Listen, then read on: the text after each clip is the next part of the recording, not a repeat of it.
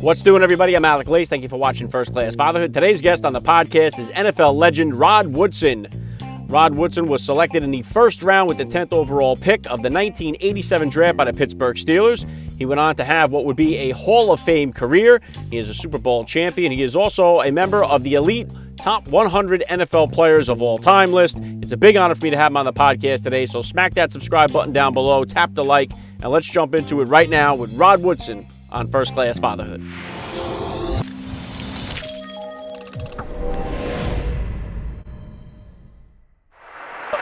Joining me now, First Class Father, Rod Woodson. Welcome to First Class Fatherhood. I appreciate you having me on. All right, let's kick it off like this. How many kids do you have and how old are they? Oh, I got five kids, two grandkids. My oldest daughter's 30, so 30, 28, and then it drops to 24, 22, and 20. And then my two grandkids are 10 and 6. Wow, yeah, that's incredible. Yeah, we have 4. We have 3 boys, then we got the girl. If we didn't get the girl on the 4th try, I'd have 5 right along with you there. Yeah, we have ours is girl, boy, girl, boy, girl. What did they all? What type of sports or activities were they into all growing up? Well, they all played some. We made them all be active in some type of sport. We wouldn't let them come home from school and just sit around and lounge on the couch. So most of all my girls played basketball. My boys played basketball, football. My youngest boy played football, played basketball, and ran track. And they both went to college to play ball. My oldest boy went to Idaho. He didn't like it. He left after a year. My youngest boy went to Northern Arizona to play ball. Didn't like that area. Came back, did a JUCO for 2 years, and now he's just finishing up college. Awesome. And Rod, if you could just take 1 minute here to hit my listeners with a little bit about your background and what you do. I mean, yeah, listen, I'm played 17 years in the National Football League. Born and raised in Fort Wayne, Indiana, to a biracial parenthood back in the 60s and 70s, which wasn't probably a great thing to be biracial back then in Indiana. But met a wonderful woman back in 1989. 3 years later, we got married. Been married for going on past 28 years now to Nikki, my wife. Got the 5 beautiful kids, like I talked about. Work for Westwood One right now, which is we call the national radio broadcast for the NFL games. So either the Thursday night, Sunday night, or Monday night games. When you hear those on the radio in the car, one of those voices is mine at times. Yeah, Rod, you had a tremendous career, Super Bowl champion, Hall of Famer. It's just remarkable. And along this journey here then, Rod, about how old were you when you first became a dad, and how did becoming a father kind of change your perspective on life? So my oldest daughter was born in 1990, and I was 24-ish, 25-ish. And, for me, it was good because I had a girl. She settled me down. She had me wrapped around her finger. My wife she's a great mother. She's the type of person I needed in my life, my daughter and my wife. But my daughter kind of brought the calmness back out of me, because then when you're playing in the National Football League, it's a testosterone driven league. You got to be macho. You got to be strong. You got to be tough. And then when you see a little girl with this little curly hair and these like little hazel eyes, you're like, I can't be macho and tough with that, So it brought some calmness back to my life, especially early in my career. Yeah, what would you say? I mean, for my wife and I, we talk about how going from 2 to 3 was kind of the most challenging jump for us. You with the 5 there, what would you say was the most challenging transition as far as from which number of kids to which? Well, I mean, that question is better suited for my wife, but I'll try to answer it. But it really, it's that old saying, you go from man to man when you go to 2 to 3. And it's really, you go to a zone when you go past 3, right? So 3, 4, 5. And it's really the noise level. As they get older, they get louder and louder and louder. And then, for us in our house, that we want our kids to be in our house. We invite all their friends to come over and stay with us. We allow our house to be kid friendly, so you don't have to take your shoes off. You don't have to worry about breaking something because it's going to get broken. It's going to happen, especially when you have kids. So we wanted kids to come over our house. That was a great thing for us. We love. If my wife could have 10 kids, she would have had 10. But I had to stop at 5. They are challenging, but they're so fun. They bring a lot of joy. Especially as a person who played competitive since I was 9 years old, and then you're starting to see your kids. And I never wanted to see success with my kids like I wanted it. Like I wanted to win, but when I saw my kids play on the court, I really wanted them to succeed. So I wanted them to do way better than I did. And that's one thing I love about being a parent, that they're gonna be their own persons. They're gonna grow up having the same rules, and each and every one of them are gonna have their own traits, their own personalities, their own likes and dislikes, and we're here to guide them. Yeah, well said, Rod. And on that, what would you say are the top values you were hoping to instill in your kids as they were growing up? Well, the biggest thing is, I'm a man of faith. So, obviously, we instilled having the belief in who they are and how they were made. Also, I believe in, we didn't have that many rules in our family, in our house. But the one thing is, don't lie. Always tell the truth. Be transparent. Tell the truth. If you tell the truth, we can work with it. But as soon as you lie, okay, we got some issues in the house. And then always, never be a follower. That was our thing for as a parent, like our kids, because if you start following and you go down the wrong path and you got a wrong group of kids, then they can get in trouble. But if they're strong enough to lead themselves, then they can always do the right thing. And that was our biggest thing, is like always be honest with themselves and with us, and never be followers. Be leaders. Lead yourself down the right path. We taught them that. At least we think we taught them the right path. And then hopefully, if they do make mistakes and they fall down, we're here to lift them up, because they're going to make mistakes just like we did when we were kids. One thing we try to remember as parents and as an adult, when they're little, they got little hands, they got little feet. They're going to do things, they try to do things the best they can. And at times they don't make it the right way or do it the right way. And we're here to correct that and help them understand that they are special. Each and every one of them are specially made. They're different than their brothers and sisters. That's why we all gave them separate names. All my girls are named Marika, Tia, Namaya. All my boys is Jairus and Demetrius. So they all have their own names. God made them all differently. And, they're going to grow up and be that way throughout the rest of their lives. Yeah, well said. And I was talking to you just a few minutes there before we started going here. My oldest is about to hit high school here. I'm about to get into all these things that are coming my way, whether it's driving the car, introduction to drugs, alcohol, the whole bit. And one of the big concerns, obviously, is when they start dating. You've been through all this. So what kind of advice did you give to your kids, especially to your daughters, once they got eligible to hit that dating scene? Well, I told them never believe boys. Just don't believe them. Because boys lie. I mean, they just absolutely lie. I mean, I just know who I was as a kid. And I'm thinking about all the other boys out there that are very similar. And I wasn't the nicest father to the boys who came to my house. I can be honest about that. I would not talk to them a whole bunch. I would always try to keep them guessing to see if I liked them or not. But my girls are really strong girls. My girls are kind of an alpha girls, and they don't take too much of sarcasm or anything like that from boys. They're willing to speak their minds, to be honest with who they are. I think they know their worth. But that's the hardest thing. I think the hardest thing with girls is to understand, to teach them the value of who they are. They don't have to settle for a certain type of person. They can look for the best person to treat them like a human being and treat them the way they should be treated. And that's their main thing. I think, growing up as a father with 3 girls, my oldest was kind of refreshing because she is really an alpha girl, because she's a chef.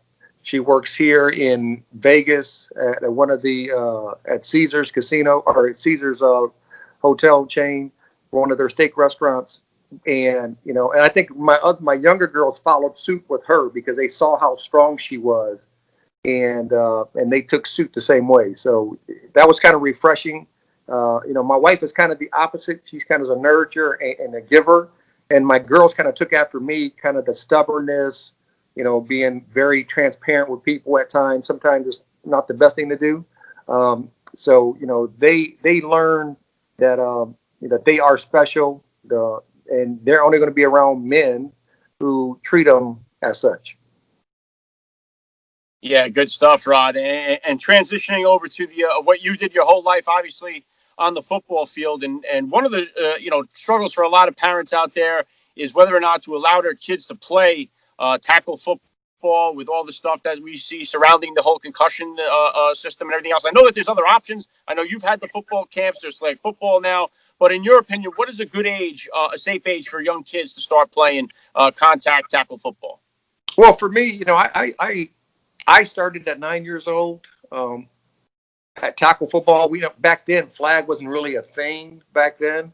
But what I did with my boys is that I allowed them to, at 9 years old, they played flag football for 2 years, and they got the base foundation of what football was like, the positions and what they were, called and what their responsibilities were.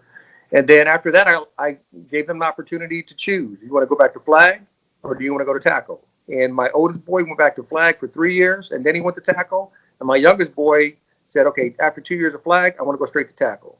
But they got a foundation of it. I think 9 years old is a pretty good age. I'm not a fan of going before that. Because I want the kids to understand the foundation of what the rules are and what each position responsibilities can be. And flag nowadays gives a good balance to what tackle is going to be in the future.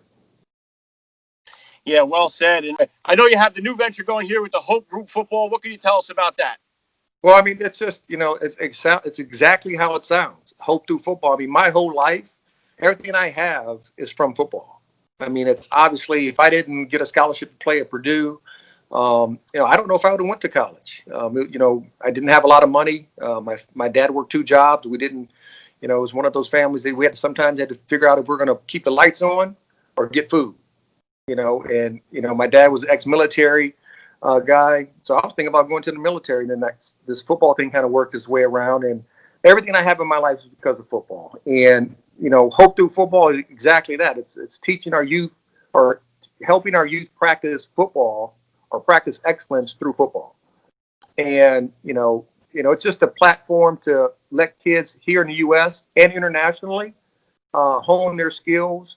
But not only hone their skills on the field, but also what they see in the mirror.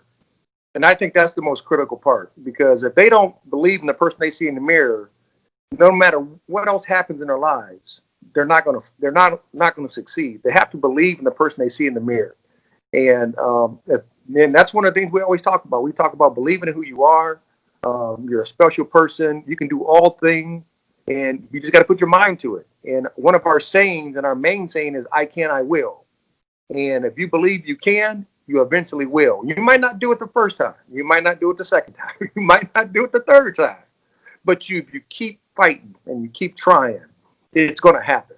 And that's one of our main messages, and not just in football and on the football field, but in life, but in classrooms, in your relationships, as being a brother, as being a son, as being a husband. If you believe that you can, you eventually will. Yeah, very cool. I love that philosophy, Rod. And you're a walking example of that, and the hard work, obviously, into the Hall of Fame. Now, what was it like for you to share that moment of being inducted into the National Football Hall of Fame with your family, and have to get a chance to share that moment with them?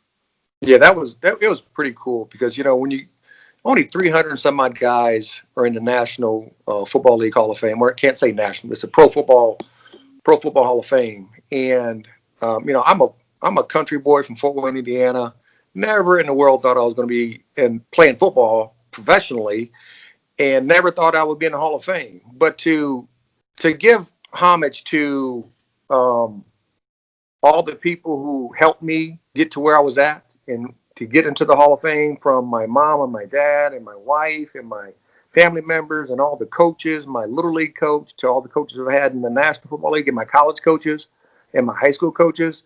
It's a surreal thing. I mean, it happened. I remember like it was yesterday, and it was 2009 when it happened. It's over 11 years ago. But it's something that's remarkable for a country boy who never thought he was going to play ball like that. To give them homage, to my mom and my dad and to my wife and my kids, to let them see it, because my kids were pretty young, except my oldest one, when I was playing. So they don't really remember me playing a whole bunch, but for them to see some of the highlights and see that moment, it was pretty special. Yeah, incredible, Rod. And what kind of, I know this is kind of a weird football season coming up. I don't know how it'll shape out. We're watching some of the other leagues as they have fake audiences. They're pumping in fake sounds, and it's kind of a very unique situation we're in here. You plan on moving ahead with this football season? Will you be announcing the games, and how do you kind of see this NFL season playing out here? Yeah, matter of fact, I just talked to the executive producer for Westwood One, Howard Deneroff, last night, and the season is going on. First 3 weeks, we're going to go to the site, to the stadiums to see how it works out. Hopefully we get through the whole year. You got to look at how the sports are going on right now. I mean, basketball's in a bubble, hockey's in a bubble, baseball is not in a bubble, and they've had quite a few outbreaks, and football's not going to be in a bubble. Right now, they're in a bubble. Right now, they're quarantined because they're in training camp. But once they break next week, it's going to be, they're going to go out. Family members are going to go out. They're going to be in contact with different people. I'm hoping that there's not going to be a lot of positive tests. I'm hoping that the season starts and it finishes with all the 16 games. But you never know. I mean, this is a crazy time, right? But, if it does happen, it's going to be fun to see. I think the players, and each state is different. Some states are, like Philly said, hey, nobody's going to be in the stands.